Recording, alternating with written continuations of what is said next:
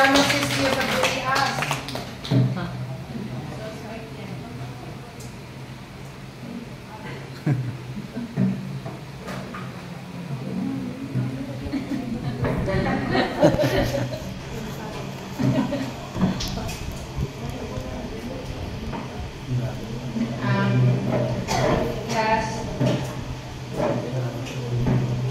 Last August, na-diagnose ako ng invasive mammary carcinoma. Tapos, na-biopsy ako sa Asian breast sa Manila na sabi nito, balik ka lang ang biopsy. Pero hindi naman ako. Tapos nag-second opinion na lang ako sa refined oil. Tapos uminom ako hanggang from August hanggang ngayon.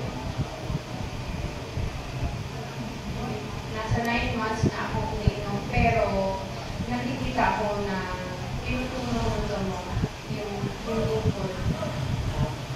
yung bukol, talagang nakikita ko ang kagalingan ko dahil sa pag-inom ng refined needle oil.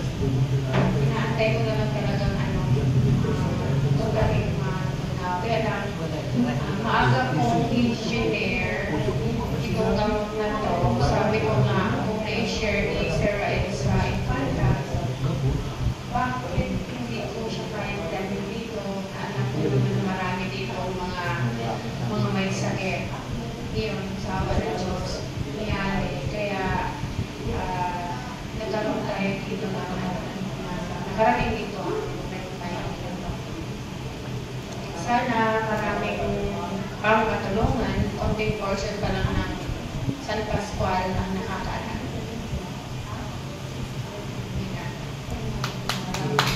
Yeah, thank you so much, Rob.